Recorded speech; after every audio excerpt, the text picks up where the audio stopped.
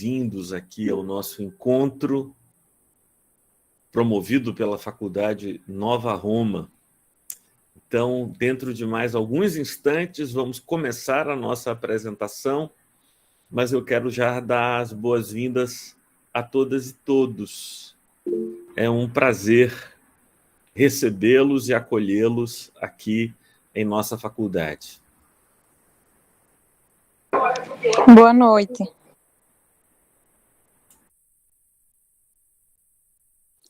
Boa noite.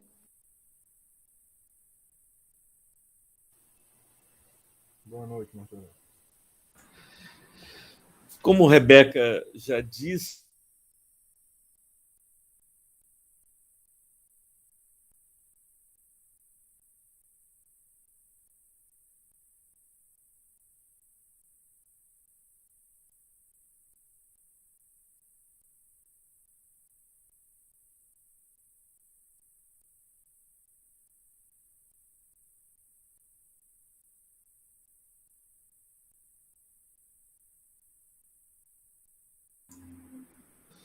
estão ouvindo? Agora? Tá claro aí? Sim, deu algum problema aqui na hora que eu desbloqueei o meu microfone. Então, faltam poucos minutos, 1 minuto para as 19 horas, e a gente vai tentar começar com alguma pontualidade. Mas é um prazer receber a todos vocês.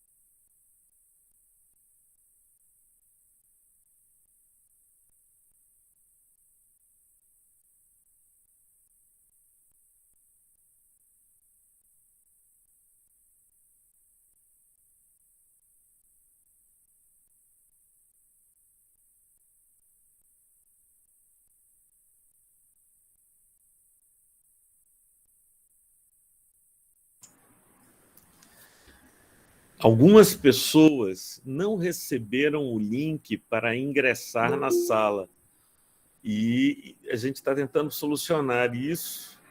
Eu vou combinar com vocês para termos somente 5 minutos de atraso. Então, às 19h05 eu começarei.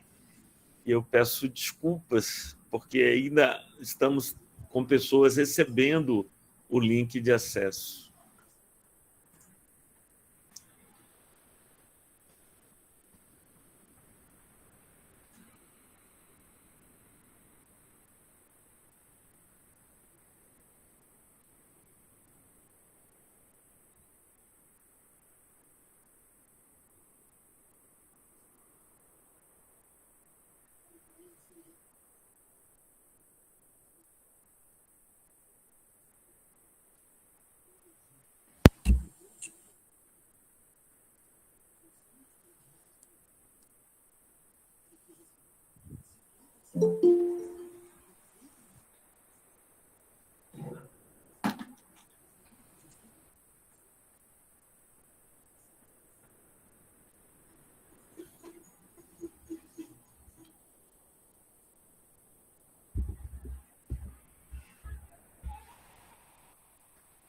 Vocês me ouvem bem aí?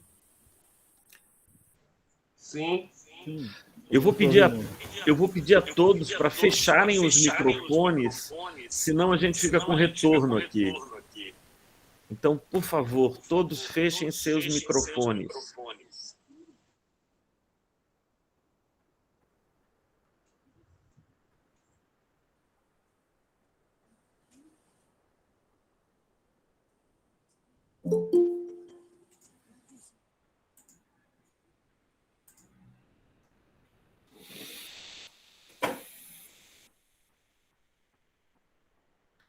Eu creio que agora melhorou, né? Porque eu consegui fechar o microfone de um colega que estava com seu microfone aberto. Está chegando bem aí, Marcos está dizendo que o som está baixo, mas os demais estão escutando com clareza, estão ouvindo bem. Muito tranquilo por aqui. Que bom, que bom. Então, nós vamos começar, minhas amigas e meus amigos, esse nosso encontro. E eu quero começar esse nosso encontro. Muitos de vocês são pessoas que estão tendo o primeiro contato com a Faculdade Nova Roma e comigo também. Quero lhes dizer de nossa grande alegria em poder recebê-los. E eu vou dedicar os primeiros minutos deste nosso encontro para uma apresentação pessoal. Meu nome é Martorelli e eu sou uma fábrica de doutores. Deixa eu explicar essa história direito para que vocês compreendam o seu contexto. Eu sou de uma família que nasceu e que se criou aqui na cidade do Recife. A minha família, meu pai e minha mãe, são do bairro da Várzea.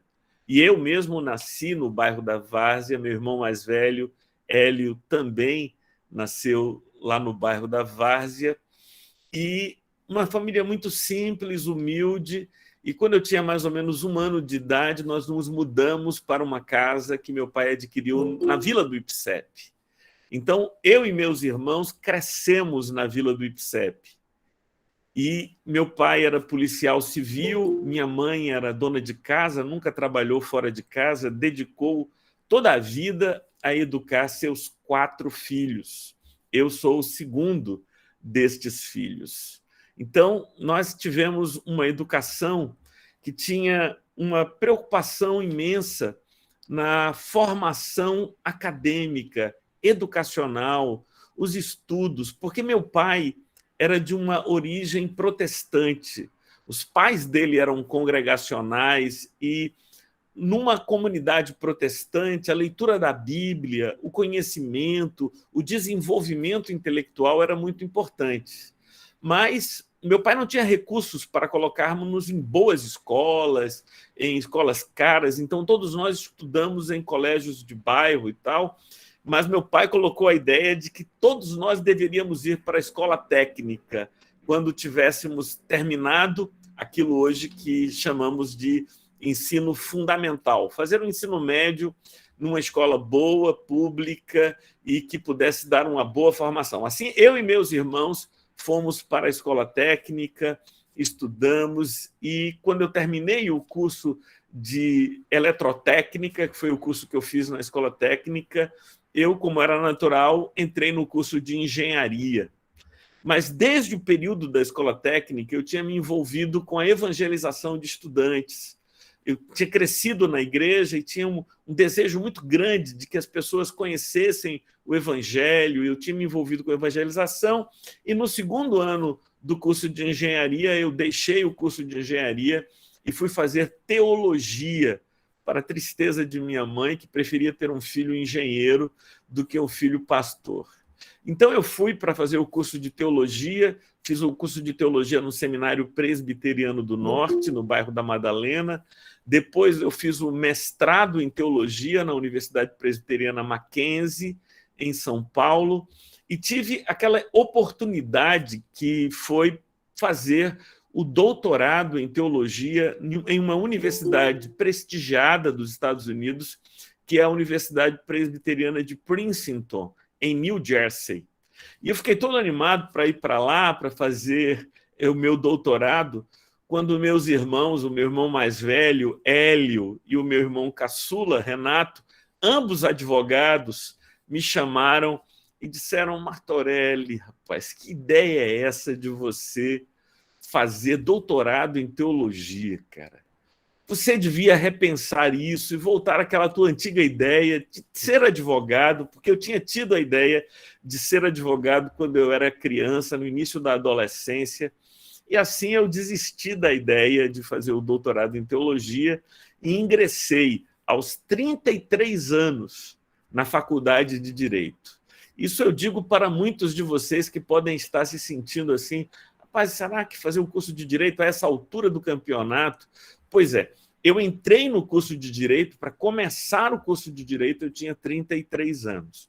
E fiz o curso de Direito, a minha formação jurídica levou 11 anos, porque eu passei os 5 anos da graduação, imediatamente depois dos 5 anos da graduação, fiz o mestrado na Faculdade de Direito do Recife, e depois, em seguida ao mestrado, fiz o doutorado em Direito na Faculdade de Direito do Recife.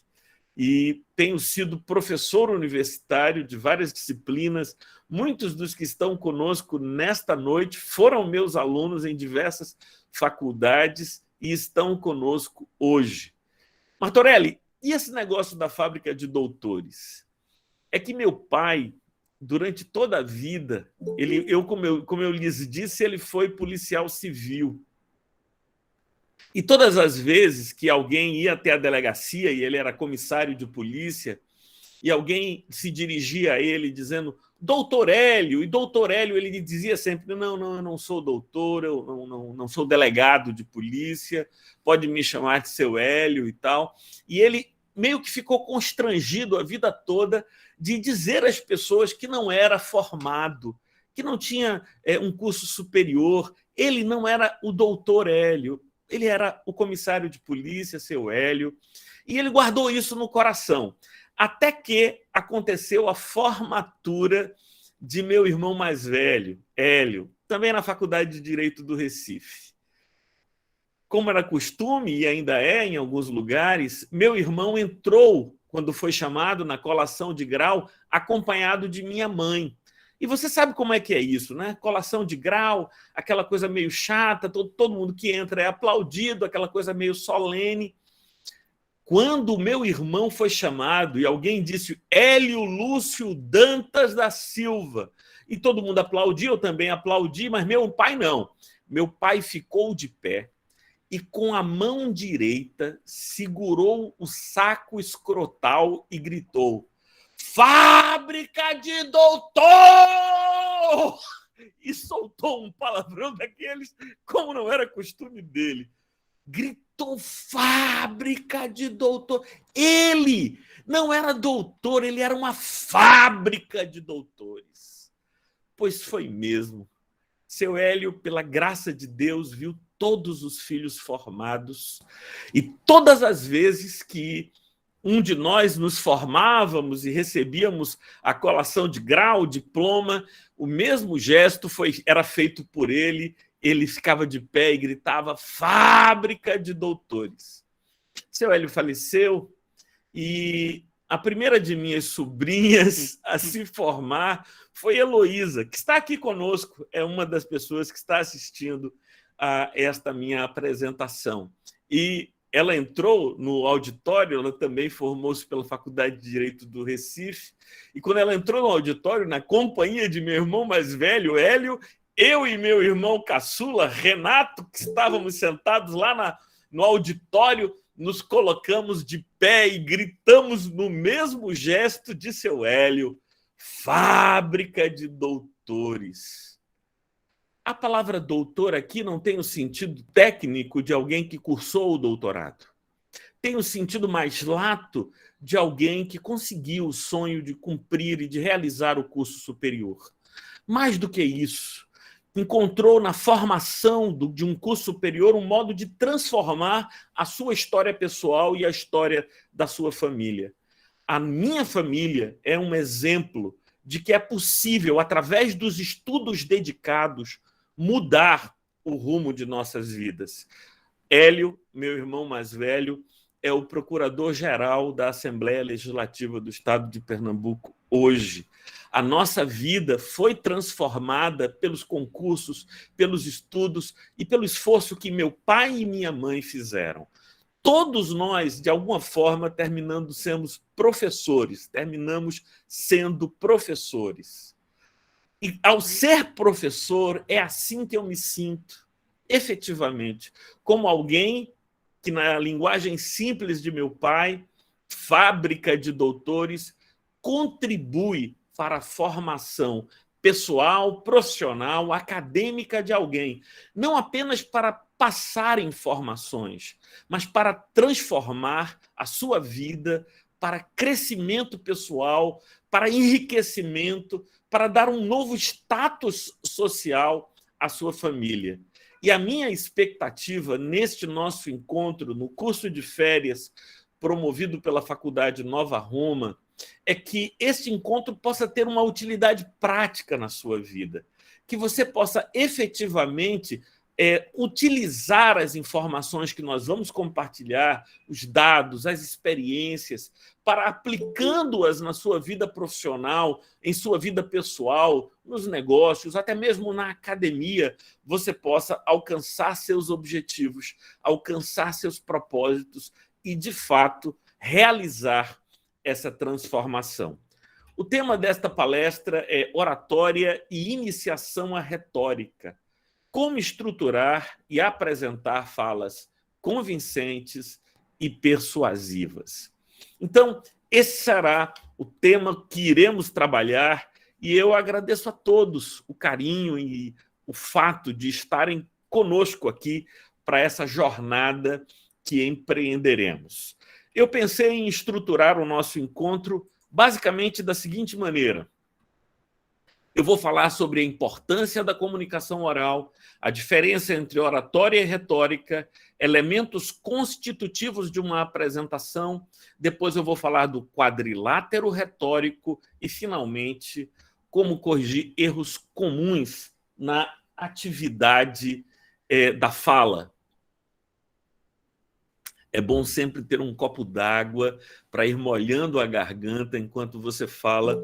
Já compartilho com você uma das estratégias importantes de todos os oradores. Primeiro ponto que nós vamos trabalhar é este: a importância da comunicação oral. É importante que entendamos que a nossa natureza é de que sejamos seres imersos em processos de comunicação. Nós nos comunicamos não apenas com a boca não apenas falando nem escrevendo. Nós nos comunicamos com as mãos, com os olhos, com o rosto, nós nos comunicamos com o corpo, nós nos comunicamos até de modo invisível, pela energia que transmitimos e que alcança aquelas pessoas com quem nós estamos nos relacionando. Deixa eu dizer uma coisa que talvez você nem acredite no que eu vou dizer. Neste momento, nós estamos reunidos, apesar de estarmos distantes, apesar de estarmos utilizando um encontro online, mas eu estou certo de que a energia que eu estou transmitindo aqui, o desejo positivo, bom, a esperança magnética que eu carrego em mim, de que esse encontro seja bom e útil para a tua vida, está chegando a você, Luciano, lá na Bahia, outros colegas em estados diferentes, lugares diferentes. Eu acredito que nós estamos em conexão e estamos nos comunicando. Contudo, existe esse modo particular que é a comunicação oral. Nós poderíamos gastar bastante tempo, e não seria tempo perdido, estudando outras formas de comunicação, outros canais de comunicação. Mas esse não é o escopo deste encontro, este não é o objetivo, o propósito deste encontro. Nós estamos aqui para falar sobre comunicação oral. O problema é imenso em relação ao tema da comunicação oral. E eu queria deixar algumas coisas claras para todos nós. Josenildo, nós estamos trabalhando com a linguagem, mas o mundo ele é muito mais complexo do que a linguagem é capaz de captar. A vida ela é muito mais rica e multidimensionada, e a comunicação oral é muitas vezes pobre para expressar adequadamente aquilo que queremos comunicar. Contudo, ela pode ser utilizada de modo bastante eficaz, e é isso que eu vou tentar demonstrar a vocês e caminhar com vocês para que nós tenhamos como sorver o melhor, o máximo possível a partir dessa experiência da comunicação oral. Por que eu digo que o mundo é muito mais complexo? Se eu perguntar a Ana Cláudia, Ana, me diga o que você sente por sua mãe. Aí Ana Cláudia pode dizer, eu amo a minha mãe. E aí eu entendo, ok, muito obrigado. Ela utilizou a palavra amor. Mas esta palavra também é utilizada pelas pessoas para dizerem eu amo cinema, eu amo chocolate, eu amo uma série, eu amo viajar. Será que o que Ana Cláudia sente por sua mãe é a mesma coisa que as pessoas sentem por chocolate, por viajar? Não! É que a palavra ela tem uma limitação. Os sentimentos, os pensamentos, eles são muito mais complexos do que é possível condensar na forma de palavras. Contudo, a comunicação oral ela é necessária. Então, nós precisamos nos valer da comunicação oral. E porque ela é necessária, é preciso que nós trabalhemos adequadamente, desde já conscientes de que não vamos ser capazes de expressar tudo com a máxima profundidade daquilo que estamos pensando, daquilo que estamos sentindo, daquilo mesmo que estamos vendo em um determinado momento. Queria também afastar de vocês esta falsa dicotomia entre aparências e essências. Essa é uma falsa dicotomia. A palavra dicotomia, ela significa divisão em duas partes, oposições. E algumas pessoas, você cresceu ouvindo a seguinte frase: não julgue as pessoas pela aparência. Foi ou não foi? Você cresceu. Quem já escutou essa frase e, de algum modo, deixou que essa frase lhe influenciasse, escreve aí no chat. Eu. Não julgue as pessoas pela aparência. Olha aí, Sandra, Fabiane, tanta gente não julgue as pessoas pela aparência. Ok, tudo bem, você ouviu e aprendeu que não deve julgar as pessoas pela aparência.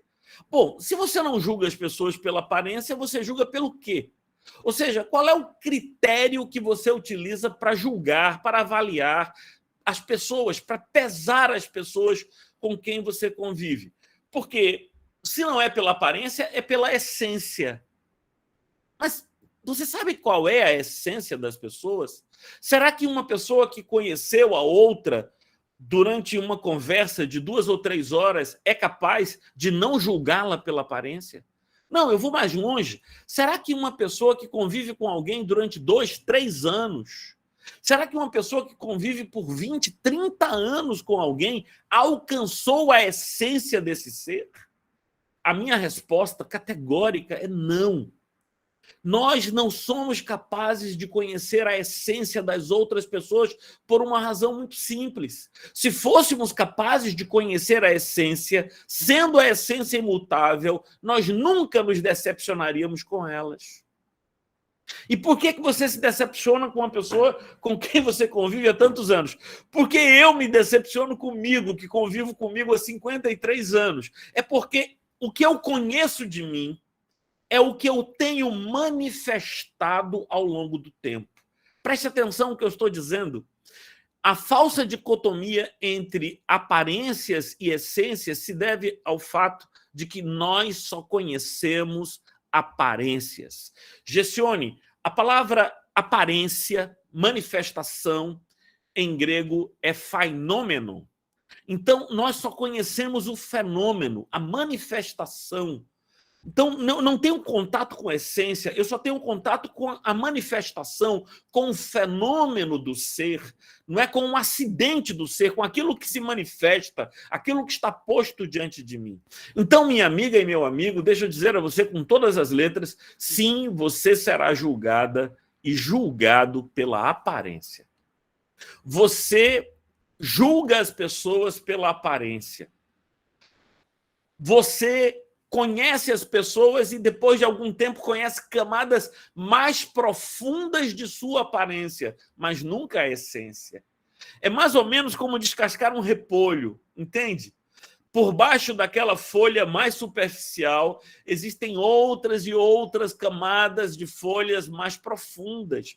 É tudo folha, é tudo aparência, é tudo manifestação externa. E todas as vezes que eu vou aprofundando-me no conhecimento e na convivência de alguém, então eu vou conhecendo aspectos mais profundos de sua aparência, mas sempre aparência. Ok, Gessione diz que só Deus conhece as essências. Eu acredito que ele nos conhece, ele não se decepciona conosco porque ele nos conhece. Os seres humanos, eles estão limitados pela percepção, limitados pelos sentidos, ainda que não sejam só 5. Ainda que haja mais sentidos do que estes que a tradição já nos permitiu compreender e acompanhar, ainda que existam mais sentidos, nós estamos sendo sempre julgados pela aparência. E o que as pessoas pensam de você, estou dizendo frases duras de serem ditas, tá certo? É assim. O que as pessoas pensam de você é sim problema teu. Se você fosse um ermitão morando no deserto do Egito, você poderia dizer: o que as pessoas pensam não é um problema meu. O juízo que as pessoas fazem a meu respeito, eu não estou nem aí. Bom, se você não precisa, não convive, se você é esse ser isolado e solitário em alguma parte do mundo, eu até concordaria com você. A opinião das outras pessoas a teu respeito não é problema teu. Mas se, pelo contrário, você quer ser advogado, se, pelo contrário, você quer ser professor, professora, se, pelo contrário, você quer ter uma atividade como comerciante, vendedor, então, as impressões que as pessoas têm a teu respeito devem, em alguma medida, serem controladas por você. Então, você deve sim trabalhar de um modo tal que a aparência e a impressão que as pessoas tenham a teu respeito seja de algum modo controlado por você. Então, dizia eu, a tua aparência, o modo como você se se comunica, o juízo que as pessoas fazem a teu respeito é um problema teu e você deve lançar a sua atenção sobre isso. Em terceiro lugar, eu queria comentar com vocês sobre a nova oralidade produzida pelos meios digitais de comunicação. Se você é advogada ou advogado, se você é estudante de direito, você deve saber que nós estamos vivendo num período revolucionário. Nós estamos vivendo numa fase da nossa história, uma fase da vida, em que a comunicação oral mudou completamente. Se eu estivesse dando um curso de oratória há 3 anos atrás, eu estava falando a vocês sobre postura, dicção, imaginando que as pessoas teriam uma visão do teu corpo inteiro, que você poderia se mover, se mexer ali, andar perante o auditório, se aproximar, se afastar das pessoas. Hoje em dia, nós estamos, muitas vezes, e agora, pelo menos o primeiro semestre de 2022, nós continuaremos assim, em que nós estamos confinados neste retângulozinho através do qual você me escuta e me vê agora. É a comunicação oral nesta fase das interações digitais. Eu tenho frequentemente audiências que acontecem através de videoconferência. Eu tenho reuniões com meus clientes através de videoconferência. Há 3 anos, né, mais especificamente, nos últimos 2 anos, desde 2020, eu dou aulas semanais através de videoconferência. Então, nós temos que controlar este novo modo de comunicação. E ele tem suas singularidades, seus aspectos. Quem chegou aqui logo no início, me ouviu perguntar como é que está a imagem, como é que está o som. Contudo, o enquadramento da minha imagem é um problema meu que eu tenho que perceber. Eu tenho que tomar providências para que a iluminação seja suficiente, para que eu evite ao máximo possível as sombras. Eu vou ter que ter um equipamento que permita a captação do som. Esse é um cuidado que nós temos agora. Esta é a nova realidade na qual nós estamos inscritos, né? Da nova oralidade. E isso exige uma mudança de paradigmas. Eu preciso aprender a fazer minhas sustentações orais sem todo o equipamento que antes eu tinha e exercia a minha postura na tribuna perante o Tribunal de Justiça do Estado de Pernambuco, aquela postura, a forma de cumprimentar e de olhar diretamente para os desembargadores sentados ali ao redor. Então, tudo aquilo que eu tinha exercitado durante mais de uma década, eu vou ter agora que readequar e tenho que olhar para os desembargadores através dos seus vídeos, dos seus retângulos próprios, onde vejo suas imagens. E eu tenho que aprender a falar como eu estou falando com vocês, e este é um erro muito comum para quem dá aulas, para quem fala através de videoconferência. Veja se você já não notou isso. As pessoas costumam falar olhando para si mesmas. Então, elas baixam os olhos e ficam olhando para o seu quadradinho, quando nós deveríamos falar olhando para a lente da câmera que está captando a imagem. Nesse momento, você não tem a impressão de que eu estou falando com você, que o meu olhar se dirige a você? Eu não criei um elo entre mim e você através do meu olhar? Se eu olhar para baixo, se eu tentar olhar para as pessoas, eu vou me desconectar. Então, toda essa técnica e essa educação que nós precisamos desenvolver e aprender tem a ver com essa nova realidade, a nova oralidade produzida pelos meios digitais. Uma outra questão que é bastante relevante é falar para impressionar ou falar para persuadir. E aqui 2 elementos distintos se manifestam.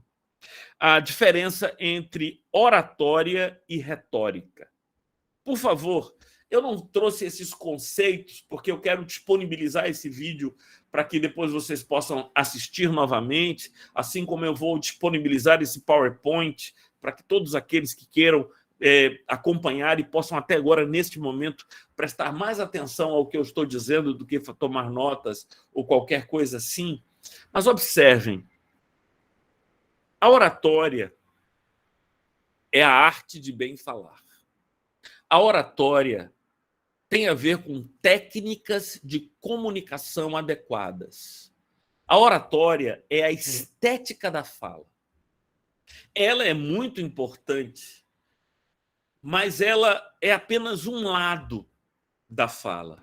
Então, quando eu trabalho a beleza daquilo que eu estou comunicando, eu estou com uma preocupação em relação à oratória, o vocabulário que eu uso, o tom de voz que eu emprego, o modo como eu me apresento para vocês, tudo isso tem a ver com técnicas de oratória, a postura, evitar erros de dicção, vícios de linguagem, tudo isso tem a ver com a beleza da fala, isto é, oratória.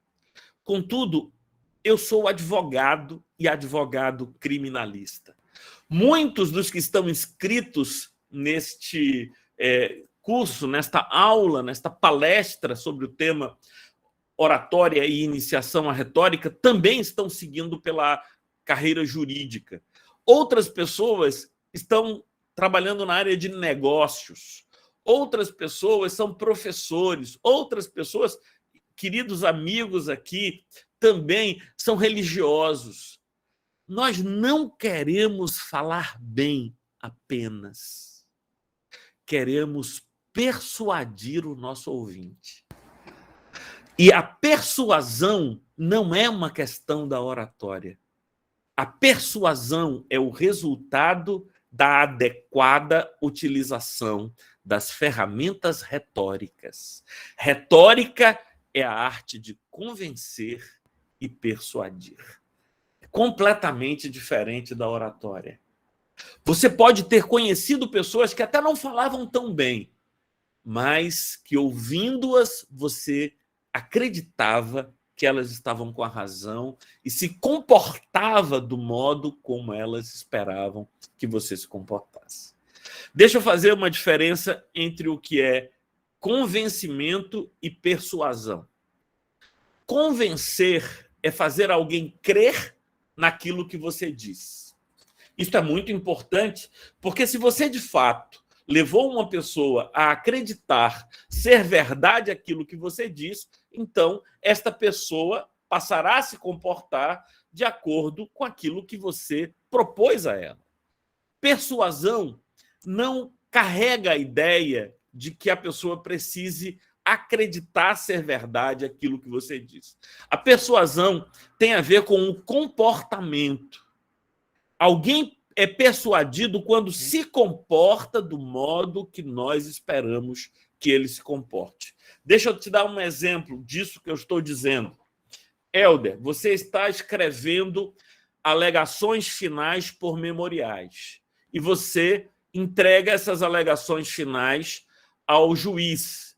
O que você deseja é que o juiz, lendo as tuas alegações finais, seja persuadido, que ele absolva o teu cliente, que ele dê razão ao teu cliente, que ele conceda o direito pretendido pelo teu cliente. Compreende?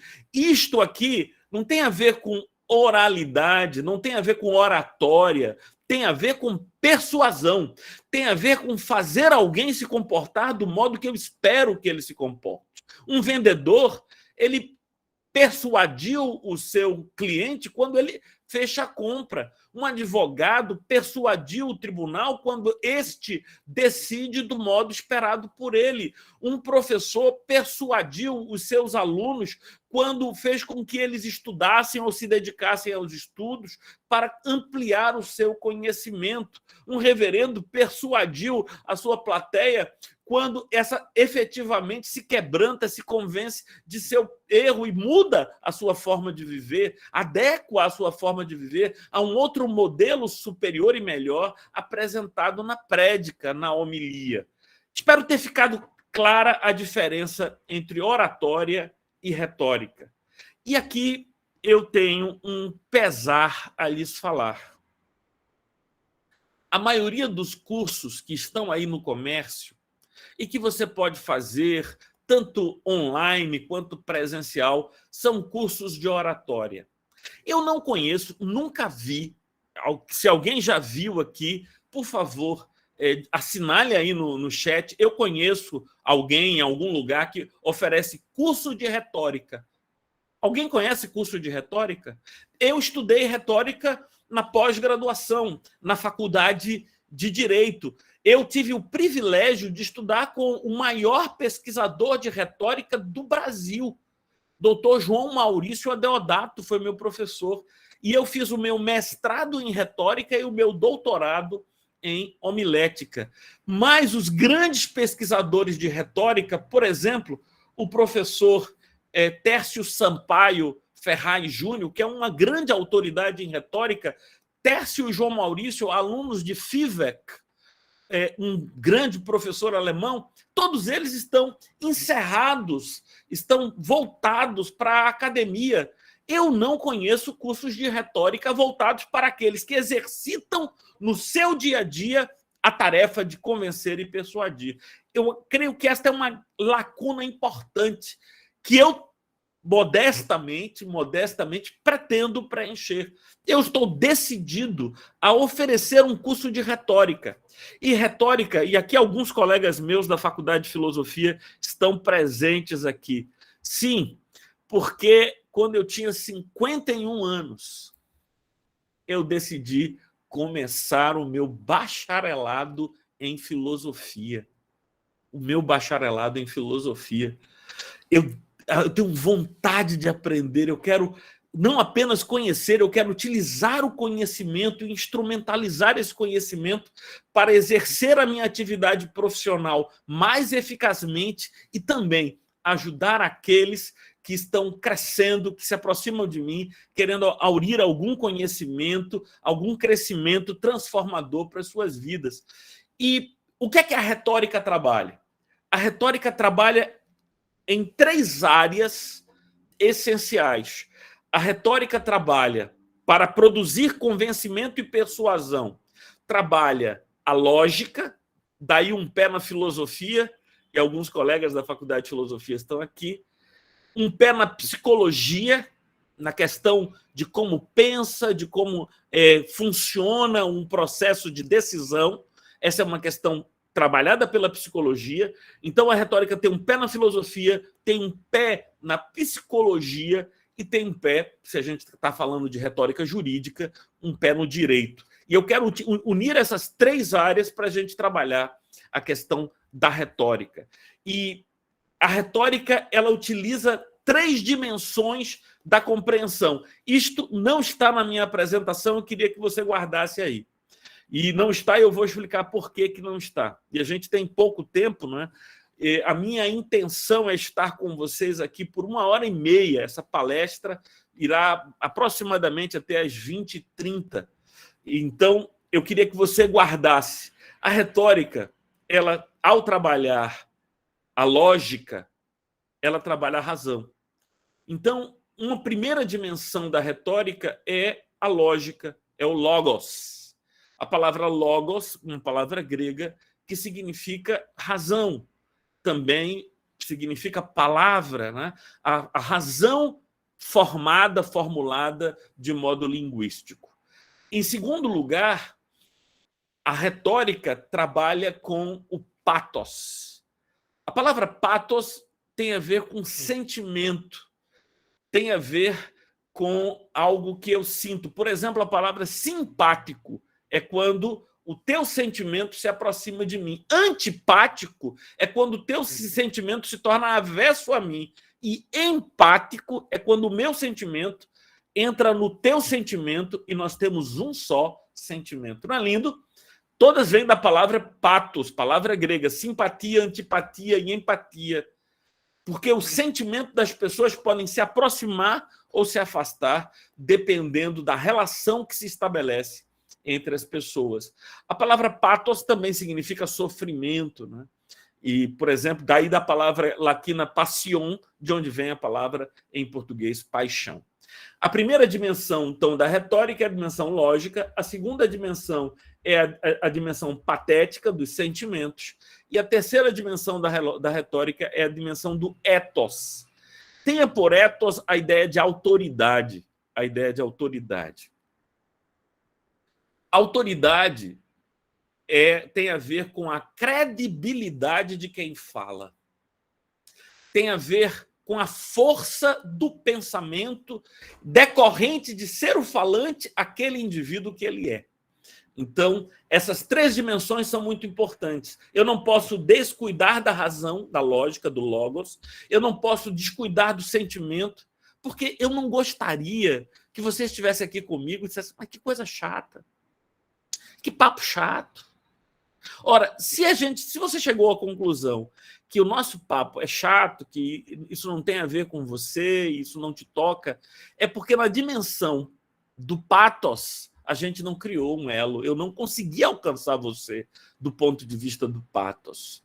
E se você me ouvindo supõe que eu não tenho credibilidade, autoridade para falar e abordar o tema que eu estou abordando, então a questão do ethos ficou perdida. Quem aqui já foi meu aluno? Escreve aí no chat. Eu. Quem já foi meu aluno, esteve comigo em sala de aula ou mesmo em videoconferência em encontros anteriores? Olha aí, Nádia, Emerson, James, várias pessoas aí foram meus alunos. Quem foi meu aluno sabe que o modo como eu gosto que eles me tratem e me chamem em sala de aula é de Martô. Eu ensino os meus alunos a me chamarem de Martô. Como é que eu ensino os meus alunos a me chamarem de Martô? É assim, eu conto histórias de alguém me procurando dizendo Martô. Quando eu digo que alguém me procurou e disse Martô, quem está me ouvindo já aprende a me chamar de Martô. Então, eu ensino os meus alunos a me chamarem de Martô. Todos os dias de nossa aula, de nosso curso, o semestre inteiro, todo mundo vai me tratar assim, exceto no primeiro dia de aula. No primeiro dia de aula, eu coloco o nome da disciplina. Teoria da pena. Embaixo, professor, doutor Martorelli Dantas. Porque nesse primeiro momento eu quero me apresentar a eles e quero que eles tenham a consciência de que eu tenho autoridade para falar do assunto que eu estou tratando. Vejam bem, tudo aqui é uma experiência retórica. Vocês estão lembrados da historinha que eu contei a vocês no início dessa minha palestra sobre eu ser uma fábrica de doutores? No meio daquela historinha, eu fiz questão de dizer a vocês que eu tenho formação em teologia, direito, mestrado e doutorado em direito. Lembram-se disso? Aquilo era uma estratégia retórica. Eu tentei, com alguma suavidade, dar a vocês a impressão de que eu tenho uma autoridade para falar daquilo que eu estou falando. Tudo que eu disse é verdade. Eu me lembro de um trabalho que eu fiz para o professor João Maurício. Gessione, você ia gostar desse trabalho. É um trabalho em que eu analisava uma questão retórica, exatamente esses aspectos da retórica aristotélica, né, de ethos, logos e pathos.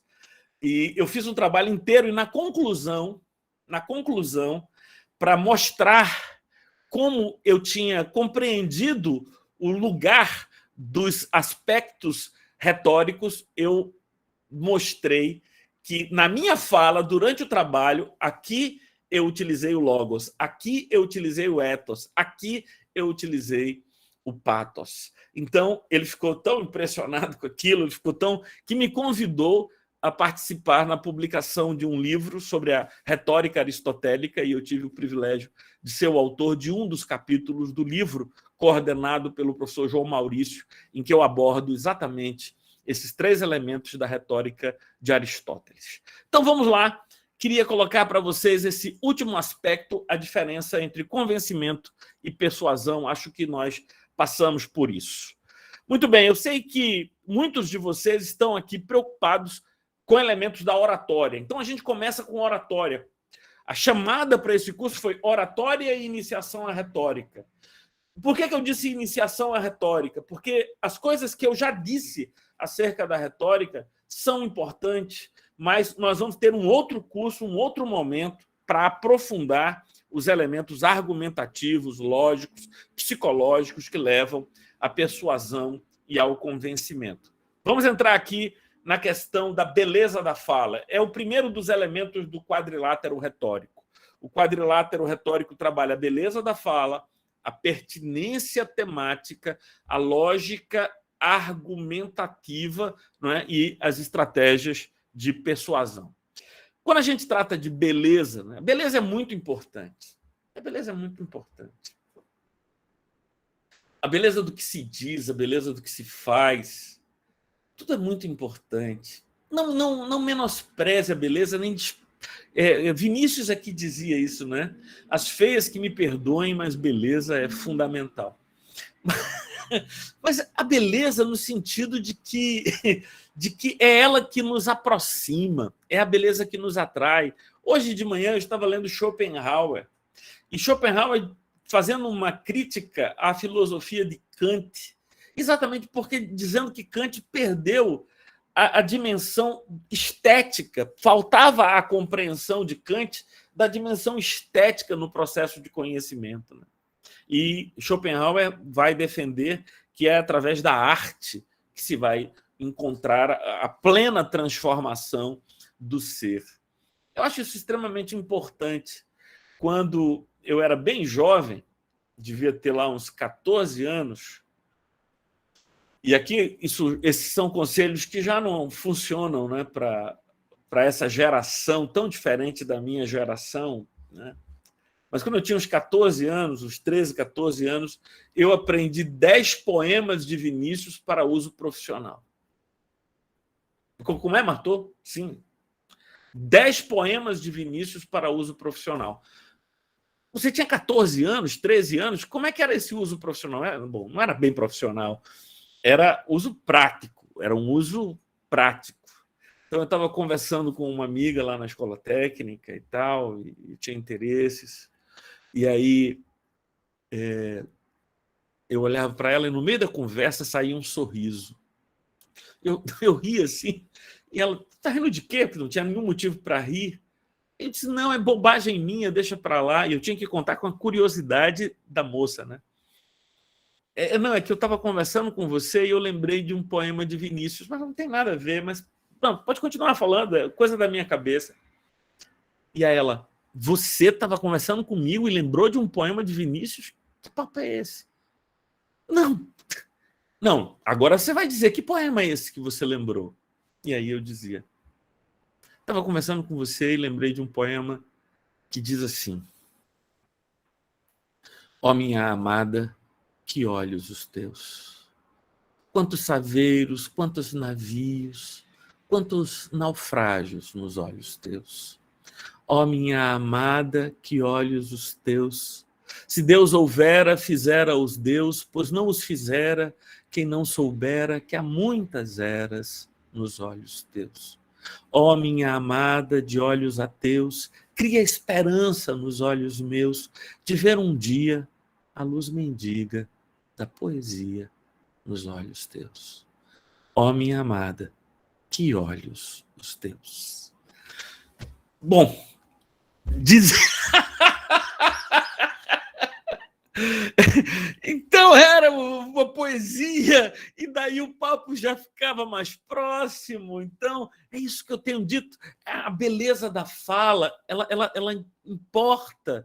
Quando você coloca aquela ideia e você quer passar, e você dá palavras que realmente atraem o sentimento, lembram o sentimento do outro. Estava fazendo uma preleção, viu, Gessione, Luciano, para um grupo de pessoas em que eu falava sobre o tema arrependimento, né, metanoia e tal, superando, na verdade o tema era superando decepções e dando a volta por cima. Era um tema mais ou menos assim, como superar grandes frustrações e dar a volta por cima. E aí eu comecei a minha fala recitando a letra de uma canção de Peninha que tornou-se extremamente popular na voz de Caetano Veloso. Essa é uma canção que conta a história de alguém que teve um momento de sua vida em que acreditava que um grande amor havia surgido e estava apostando todas as fichas nesse amor e, de repente, enfrenta uma grande frustração. Você deve lembrar da letra se você tem mais de 40 anos. Se você é mais jovem, talvez não lembre, mas a letra diz assim: tudo era apenas uma brincadeira, e foi crescendo, crescendo e me absorvendo. E, de repente, eu me vi assim, completamente teu. Vi a minha força presa no teu passo. Vi que sem você eu não existo, eu não me acho. Vi, de repente, um grande amor surgir dentro de mim, como eu sonhei um dia.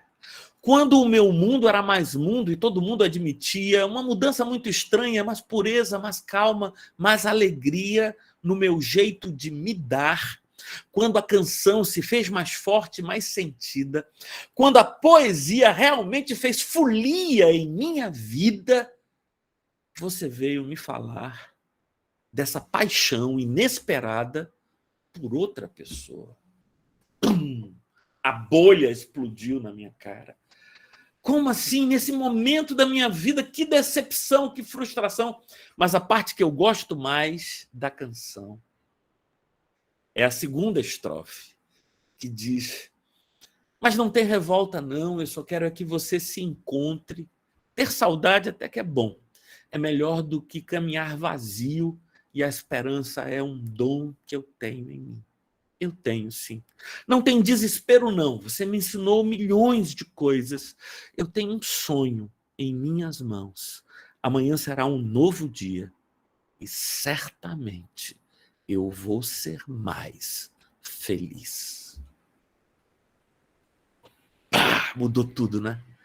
Mudou. E a força da canção, e a rima, as letras, o fato que a pessoa lembra, mas nunca tinha sacado que essa canção trazia essa história, tinha esse enredo, e o impacto das palavras já conhecidas e que já eram gostadas pelo auditório, tudo isso funciona na fala, dando beleza à fala, e tudo que você vai dizer no meio disso já tem um colorido novo, um colorido especial para o ouvinte.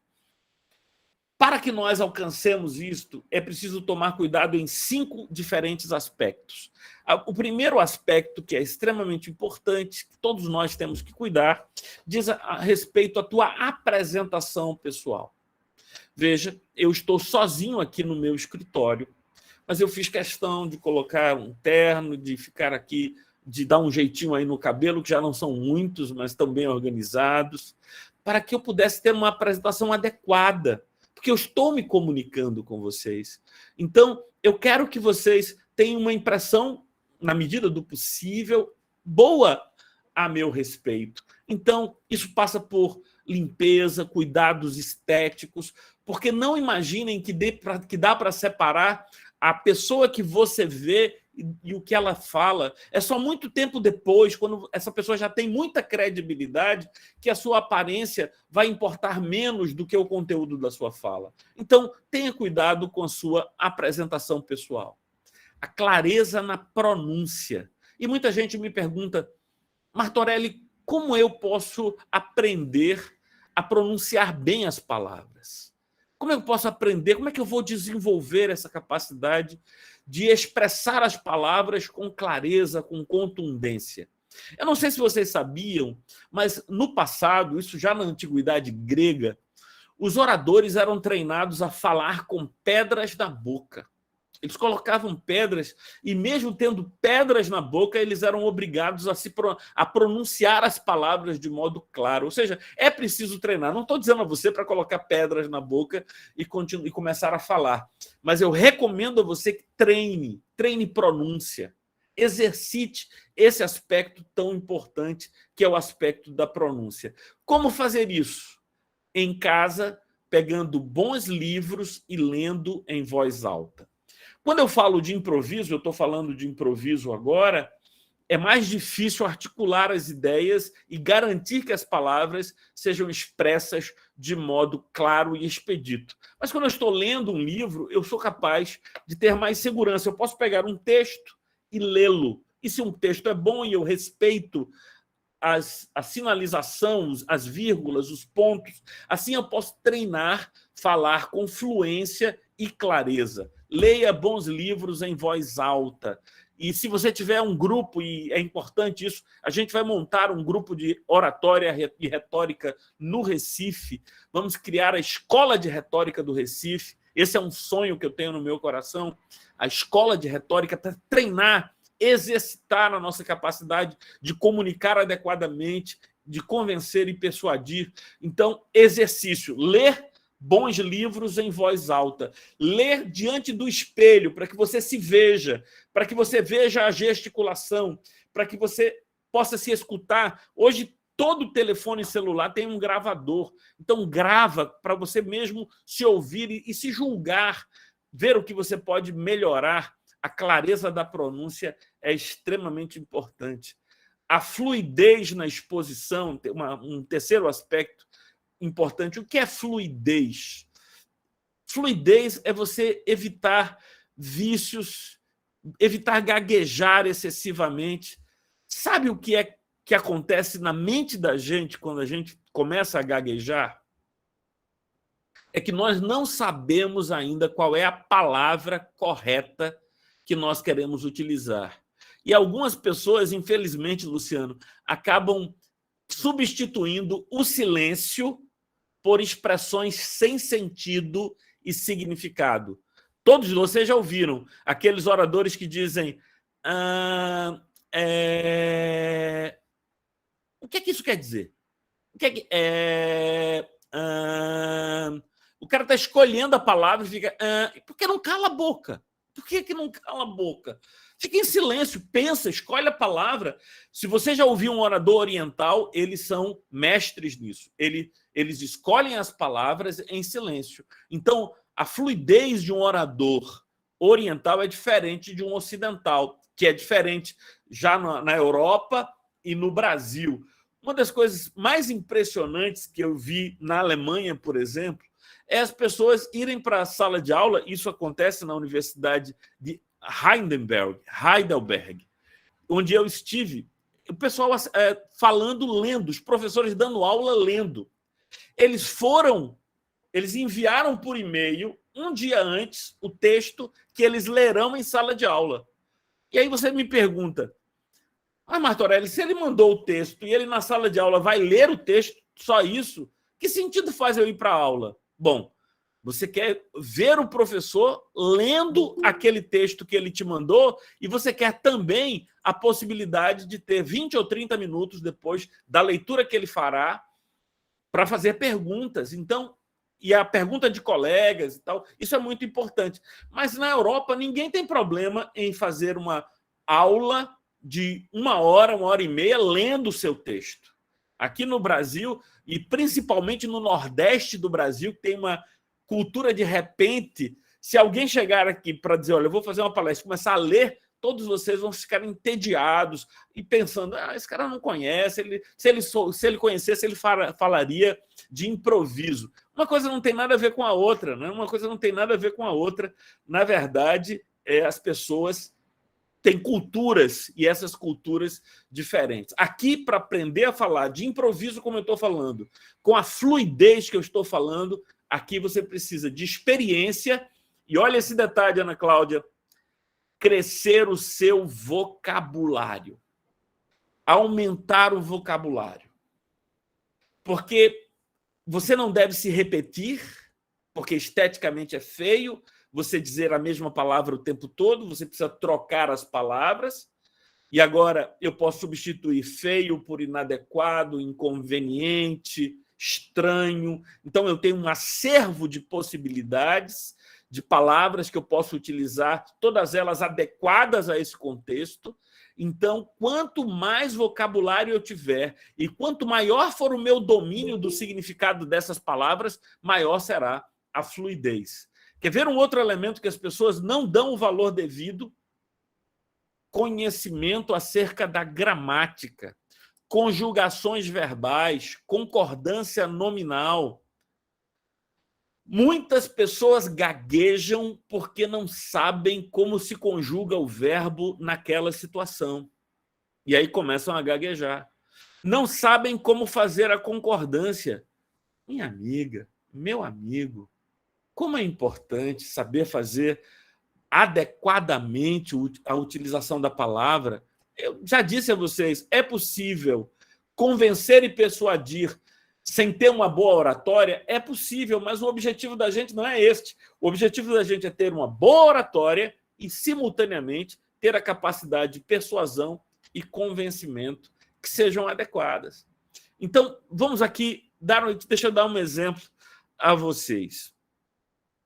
Me lembro que eu estava começando a conhecer e a sair com Karina, minha esposa, e a gente estava começando aqueles primeiros dias, semanas ali, em que a gente ainda está se conhecendo, sem saber qual é o terreno em que estamos pisando e tal.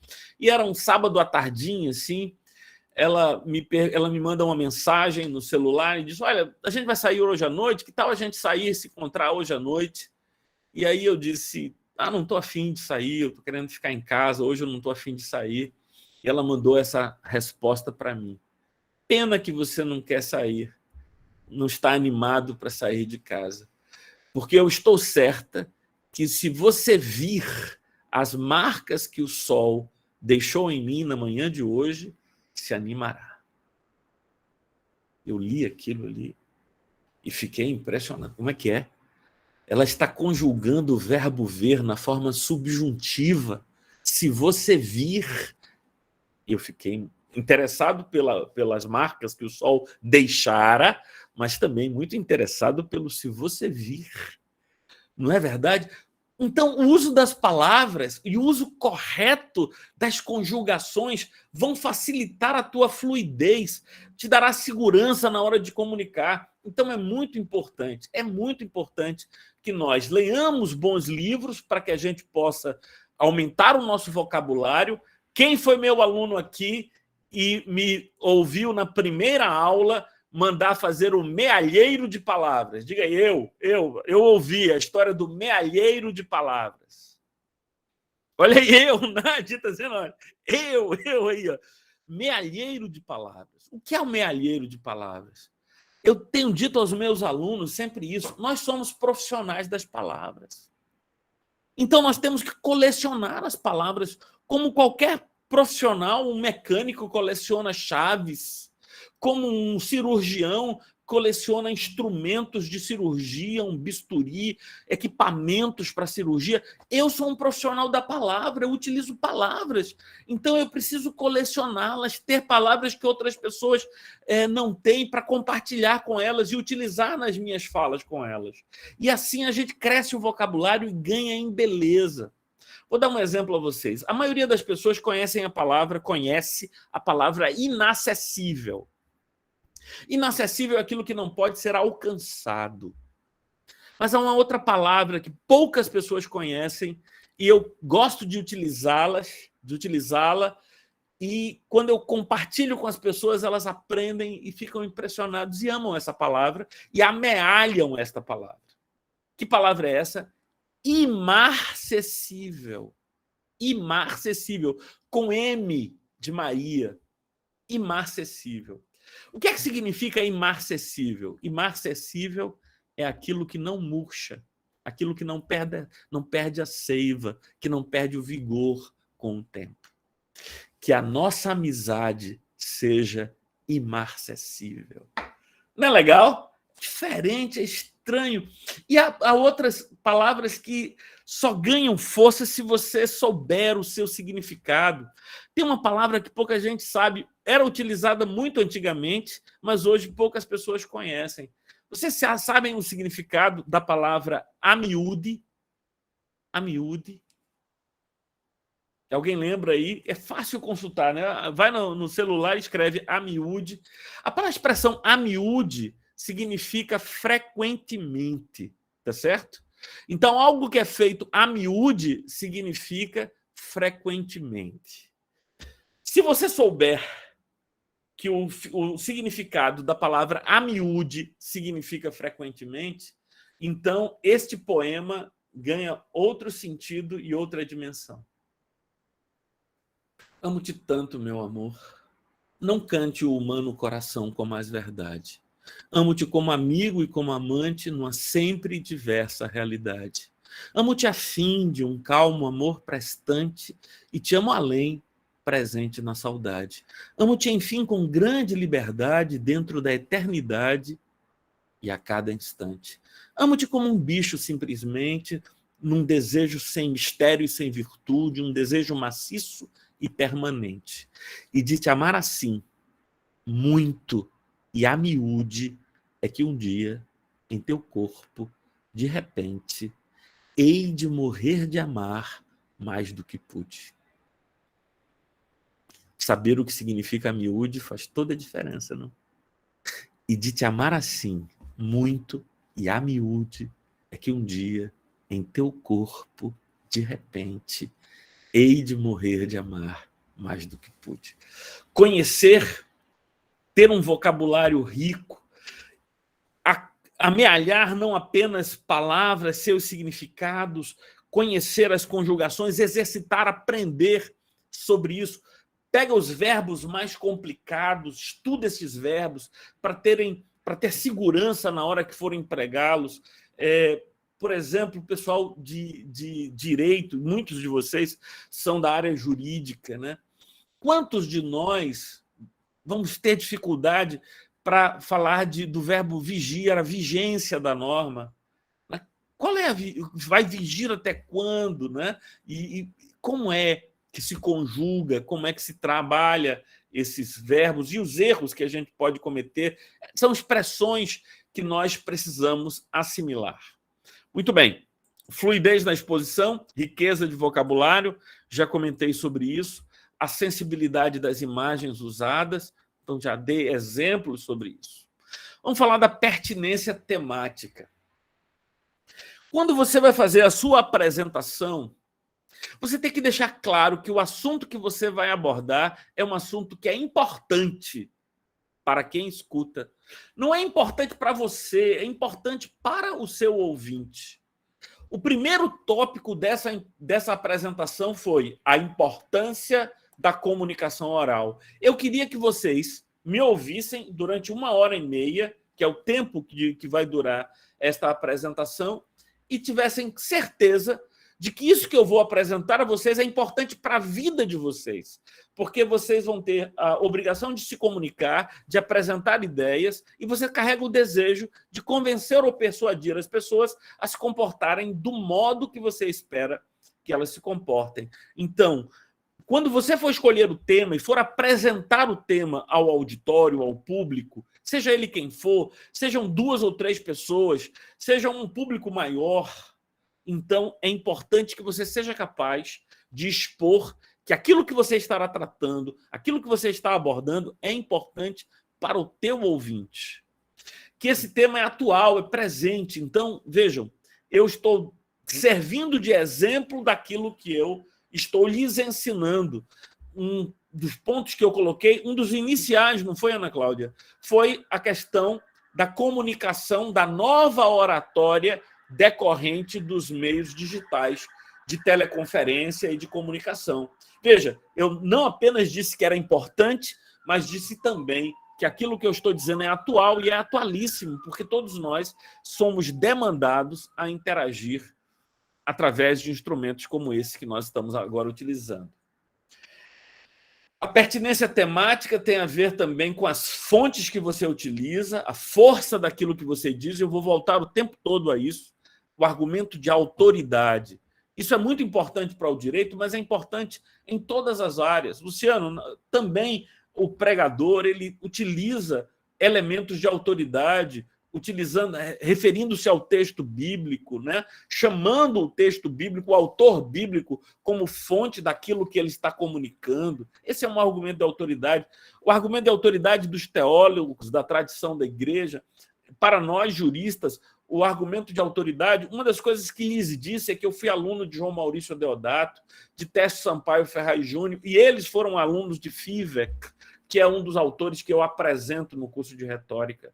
Então, esse argumento de autoridade é extremamente importante. Os possíveis desdobramentos que podem ser gerados por causa desse tema, do assunto que você está expondo. Olha, se nós não prestarmos atenção a isso que eu estou falando a você, pode acontecer isso e aquilo. Você pode enfrentar essa e aquela dificuldade. Então, apresentar esses desdobramentos para que as pessoas que estão te ouvindo digam, caramba, eu preciso dar atenção a isso, eu preciso dedicar tempo a esse assunto, porque, de fato, eu não posso chegar a um momento, e eu digo isso a meu sócio aqui no escritório, que é Tiago, olha, dificilmente um juiz vai pedir de você que faça alegações finais orais. Mas em todas as audiências que eu já fui na minha vida, eu estava pronto para fazer as alegações finais orais. Tribunal do júri é o lugar por excelência da argumentação oral, né? Da comunicação oral. Se numa audiência normal você tem 20 minutos para falar, prorrogáveis por mais 10, no tribunal do júri, a primeira fala tem 1h30. Você tem 1h30 para argumentar, 1h30 para expor, 1h30 para abordar os autos. Então, é extremamente importante que você esteja habilitado para utilizar estes instrumentos. Esse é o nosso objetivo. E a dificuldade que você tenha na comunicação oral pode trazer prejuízos profissionais. É sobre isso que nós estamos falando aqui. Os desdobramentos possíveis. E a possibilidade de agir nesse momento é pertinência temática. Você nunca vai se comunicar com alguém sem terminar dizendo, olha, você pode fazer algo. Eu proponho a você algo que você possa fazer para melhorar, para ampliar. Você vai convidar o juiz a decidir, né? A decisão aqui, meritíssimo, mais adequada é que o senhor reconheça ter ocorrido a prescrição da pretensão punitiva, que o senhor reconheça a presença, por exemplo, das excludentes de ilicitude, da legítima defesa ou qualquer outra das excludentes anotadas no artigo 23 do Código Penal. Então, você está convidando o juiz a decidir. É por isso que cada petição termina com pedidos que levam o juiz a uma decisão.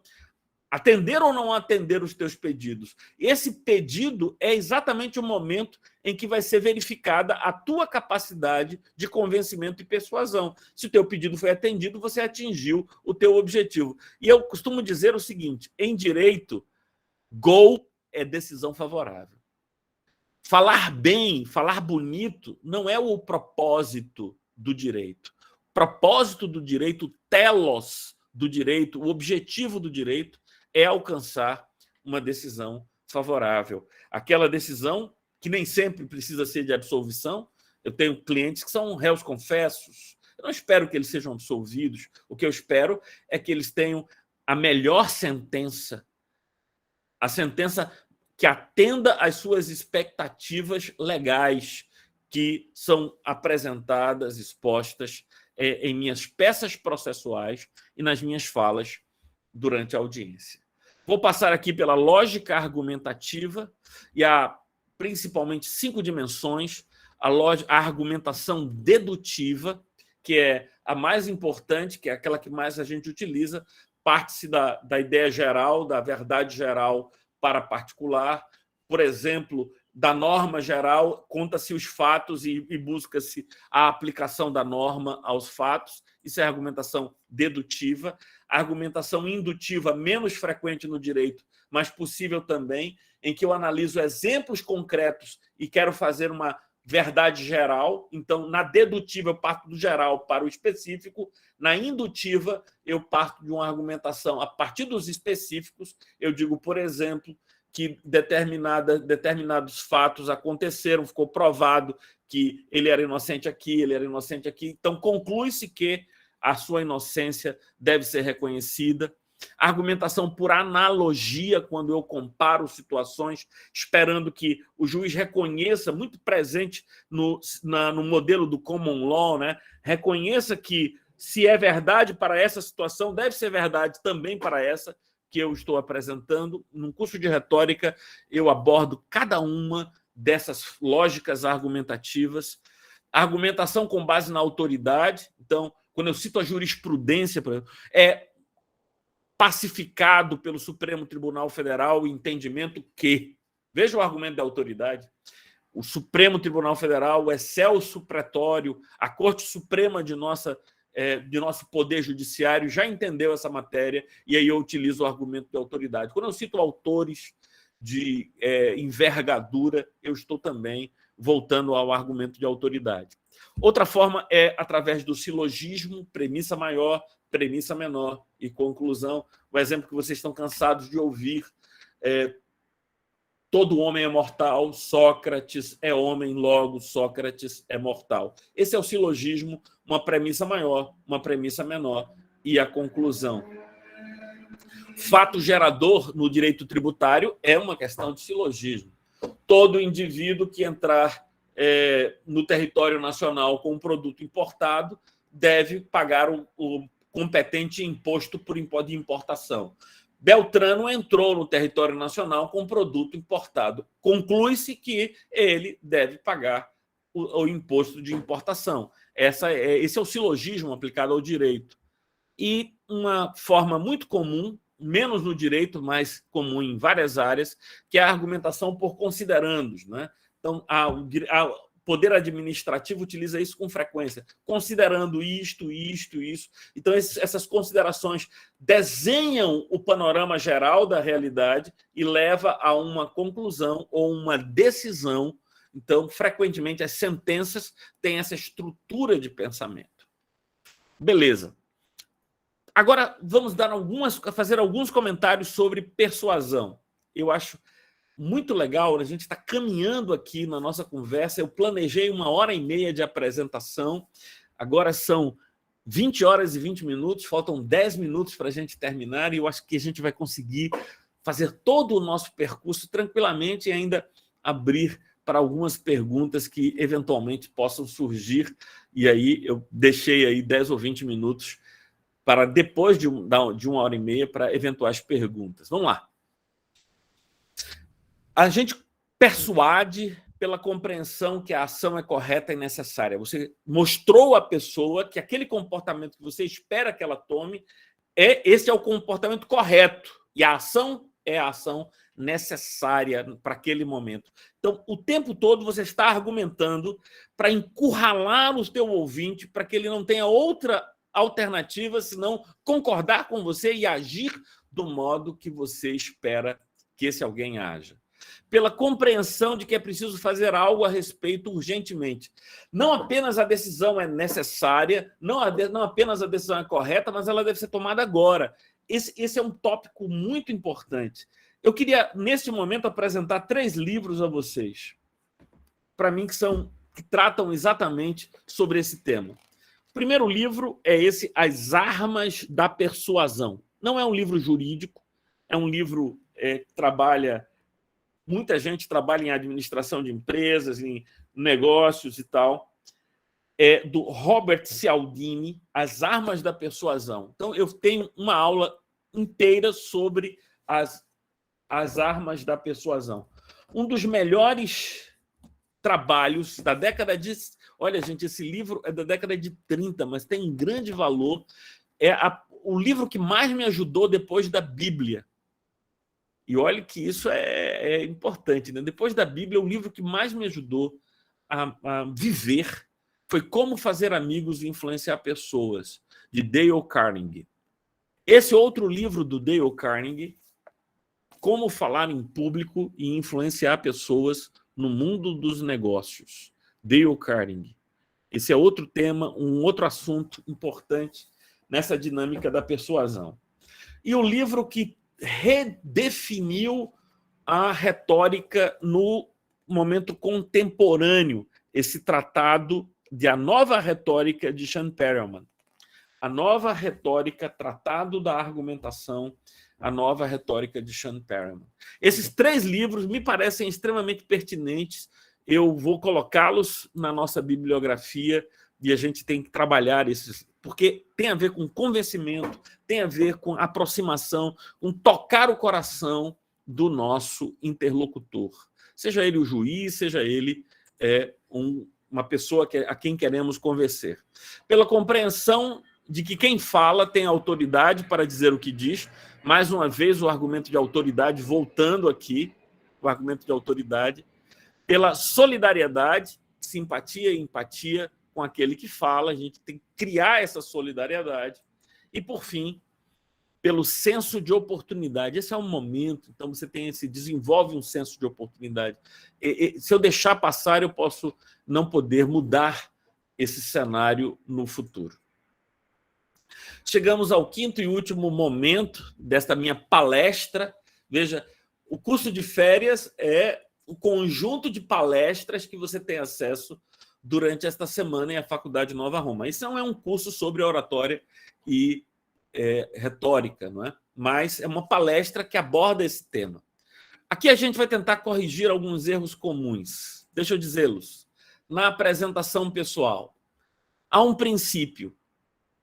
Se as pessoas tiverem que pensar sobre o que você está vestindo por mais de 3 segundos, é porque você escolheu a roupa errada. Repete, Martô. Se o público tiver que pensar na roupa que você está usando por mais de 3 segundos, é porque você escolheu a roupa errada. Se é uma moça que está falando, é uma senhora que está falando, e ela tem uma roupa bonita, então a pessoa olha, lindo vestido. Acabou. Lindo vestido e acabou. Ela não tá... Então, agora, depois de dizer lindo vestido, ela começa a ouvir. Se ela começou... Mas que vestido decotado. Que vestido de cores inapropriadas. Pronto, o cara começou. O orador, ele tem que encontrar um modo que ele se vista de uma maneira tal que jamais concorra com aquilo que ele está dizendo.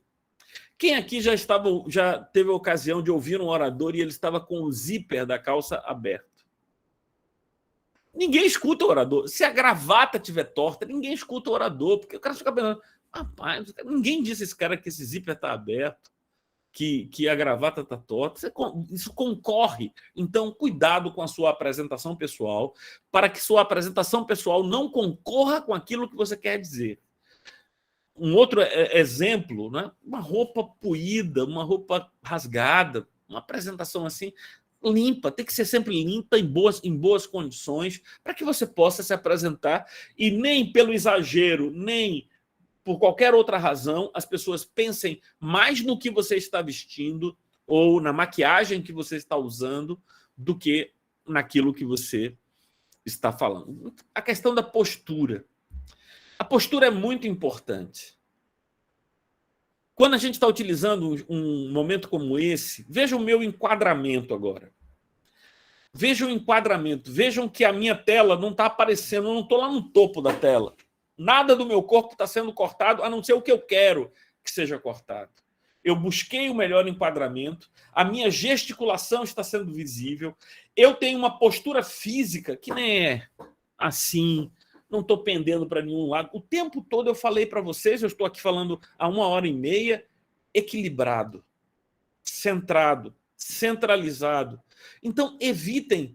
Um erro muito comum que as moças costumam fazer é aquela pose de Miss. Entrecruzam as pernas. O indivíduo fala apoiado no púlpito. Não é possível. Equilíbrio. Tem uma canção que diz: tudo é uma questão de manter a mente quieta, a espinha ereta e o coração tranquilo. É isso. Na oratória, tudo é uma questão de manter a mente quieta, a espinha ereta e o coração tranquilo. Postura. Dicção. Evite comer R's e S's das palavras. Cuidado com um vício que nordestino tem, e aqui de Pernambuco em especial. A gente tem mania de dizer comendo, fazendo. É fazendo, comendo, mas os nossos erros... Não tem aquele ditado que diz que costume de casa vai à praça, né? Então, esse tipo de prática, de equívocos de dicção, eu já disse, evite ocupar o espaço do silêncio com... Se você não lembra da palavra que você vai utilizar, pensa nela. A palavra te ocorre, você fala. Para que você ficar... Evita isso. Quanto maior for a tua segurança na conjugação dos verbos, na concordância nominal, o número de palavras que você tenha no seu vocabulário, maior será a sua fluidez e a sua segurança para pronunciar claramente as palavras. Eu me lembro do Miele dizendo como João Gilberto treinava para ser ouvido, né? Ele cantava, você está me ouvindo? Está claro para você? E ele exercita. Se você é um profissional da palavra, como você vai tornar isso menos importante? Como você vai tratar isso com irrelevância? Se você é profissional do uso da palavra, da comunicação oral, esse é o teu métier, esse é o teu trabalho. Então, você deve se aperfeiçoar nisso. Martou, e o problema do branco? Há dois temas que no curso a gente vai abordar, que é a questão do nervosismo, o medo de falar em público. A primeira aula é dedicada inteiramente a discutir o medo de falar em público, e a questão do branco, que frequentemente acontece por causa do medo de falar em público. E todo mundo sabe o que eu quero dizer quando eu digo o branco, né? O branco significa... Não sei o que eu ia falar agora. Aconteceu já com você, né? Não lembro. E você fica perdido e começa a suar frio. Para evitar o branco, mantenha um esboço da sua fala diante dos seus olhos, facilmente acessível para você. Veja, essa apresentação que eu estou fazendo não é a mais adequada, mas ela serve para mim como um esboço de tudo que eu tenho que lhes dizer. Não corro o risco de ter um branco, porque eu sei exatamente o que esta linha mostra aí. Essa questão é importante, interrupções podem tirar o fio da meada, né? Você perde o fio da meada e não sabe para onde ir. Então, é preciso estar preparado para isso. Deixa eu contar uma história a vocês, que eu pensei nela, pensei em lhes dizer, mas vou dizer daqui a pouco, quando a gente estiver concluindo. Já são 8h30. Os elementos de distinção, de distração do público, né? Então, devemos ter cuidado para que não haja elementos concorrendo para distrair. Microfonias são terríveis. Então, se você puder chegar mais cedo para adequar o som, você passar na frente da projeção, distrai, você não sabe se olha para cá, se olha para lá. Então, pessoas entrando, saindo, muitas vezes distraem o público. O tom da voz é algo extremamente importante.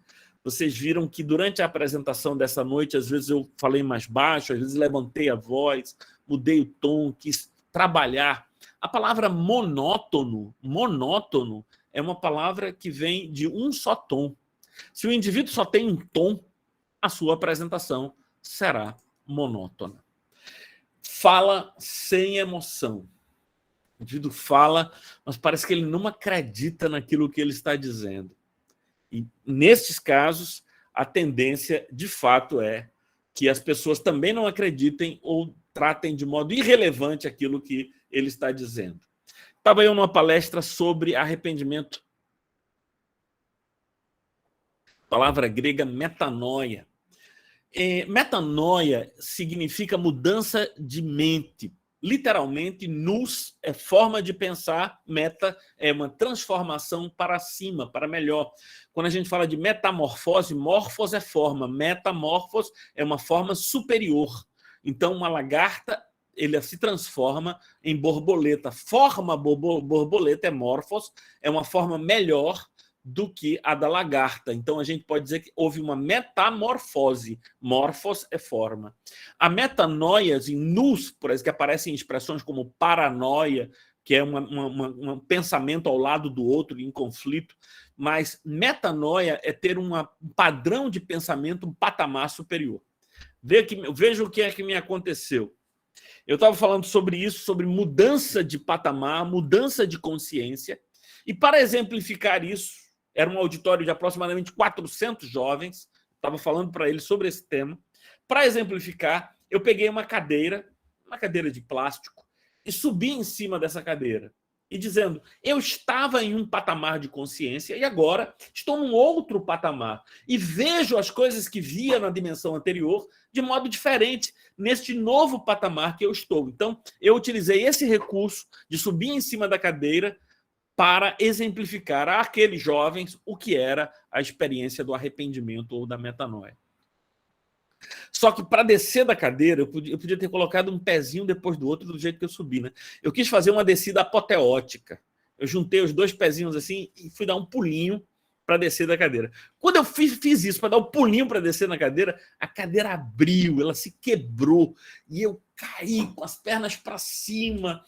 Os jovens ficaram assim angustiados, alguns se aproximaram para me socorrer. Eu já me levantei rapidamente, disse calma, calma, calma, eu estou bem e dou graças a Deus por duas coisas. A primeira coisa é que eu caí para trás e não para frente. Eu estava falando num patamar elevado, numa plataforma. Se eu tivesse caído para frente, eu tinha me machucado. A segunda razão pela qual eu não estou usando saia. Se eu estivesse usando saia, seria muito constrangedor, cair com as pernas para cima. E já me pus de pé. Olha o time do orador. O time do orador. Eu estou falando a vocês sobre metanoia, sobre arrependimento. É quando a gente olha para aquilo que a gente fez. E aí eu apontei para a cadeira quebrada e pensa, como eu fui fazer uma besteira dessas? Como eu fui fazer uma tolice destas? Uma bobagem destas? Isto é o verdadeiro arrependimento, quando a consciência ganha uma nova dimensão diante da qual aquele comportamento anterior já não faz mais nenhum sentido. Então eu espero que a gente tenha visto nessa hora e meia de nosso encontro alguns pontos que possam lhes ajudar. Vou passar para vocês o nosso link aqui para inscrição no nosso curso de oratória e iniciação à retórica, que serão 10 horas de aulas online. Eu vou colocar esse endereço aqui no chat para que vocês possam ter acesso a ele e a gente possa, aqueles que quiserem vão poder participar. Eu criei esse grupo no Telegram, o curso começará no dia 10 de março, ou seja, tem um tempinho ainda, depois do Carnaval, então, 10 de março serão 10 horas de encontro, 2 horas por semana e 1 hora de atividades de interação pessoal. Então, esse era o conteúdo que eu tinha planejado. Eu espero que vocês continuem estudando, quer seja no nosso curso de oratória e iniciação à retórica, quer seja pela leitura dos livros que eu sugeri aqui, enfim, que a gente possa continuar crescendo, aprendendo aqui de modo significativo, de modo importante. A gente, exatamente, olha que legal, são 20 horas e 36 minutos. Nós começamos às 19 horas e 5 minutos. Exatamente 1 hora e meia. Vou colocar agora aqui no chat o link do nosso grupo no Telegram,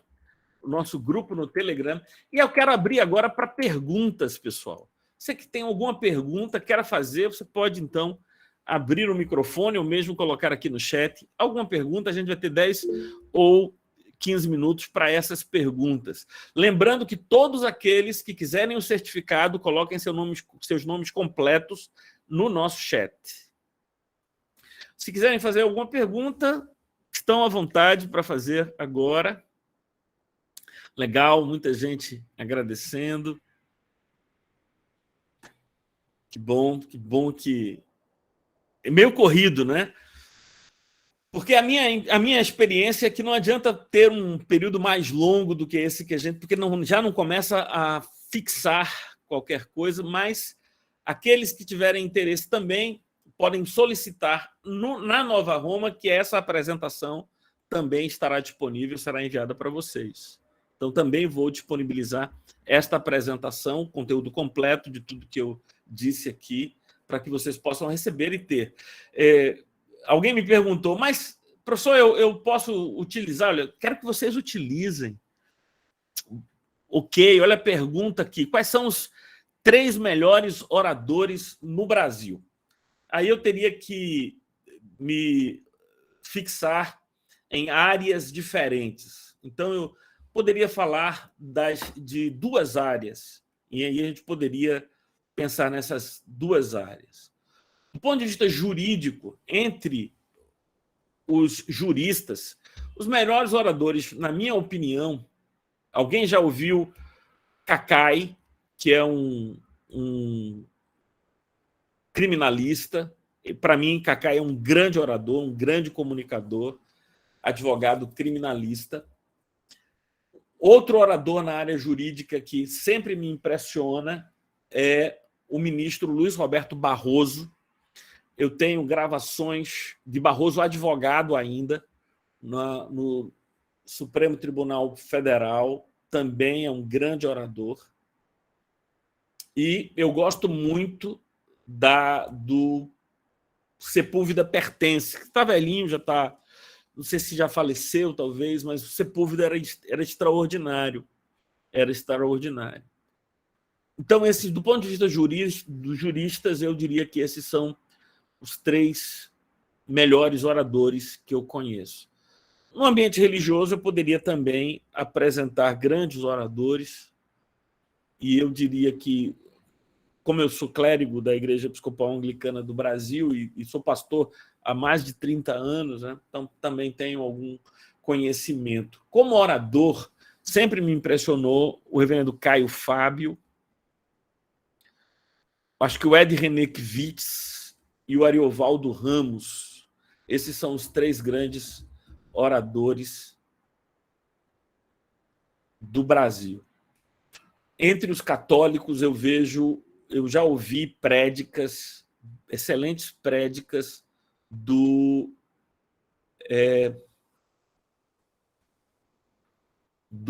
padre Fábio de Mello. Também acho que ele consegue trazer essa empatia, tocar o coração, ele sabe se comunicar, mas eu não conheço muitos oradores entre os católicos. Alguém fez uma pergunta aqui sobre o curso de oratória, falamos com a Faculdade Nova Roma. Não, você utiliza aquele link que eu mandei e todas as informações serão dadas pelo grupo lá no Instagram. Então, como coloquei aqui o link do Telegram, esse é o grupo do Telegram que vai ser utilizado para a comunicação do grupo, do curso de oratória e iniciação à retórica. Muito bem. É isso aí, pessoal. Agradeço. Ana Cristina, quem não tem Telegram? Ok. Então, entra em contato comigo pelo WhatsApp. Eu vou colocar aqui o meu número do WhatsApp também, para que possa fazer sua inscrição lá pelo WhatsApp e ter informações pelo WhatsApp. WhatsApp a maioria tem, né? Muito bem. Joia, pessoal. Um grande abraço a todas e a todos. Um abraço aos meus colegas da faculdade, um abraço aos meus colegas advogados que estão conosco.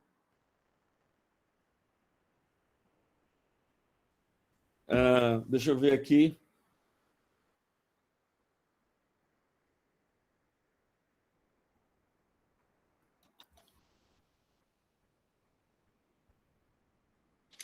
Já tem várias pessoas que se inscreveram lá, viu?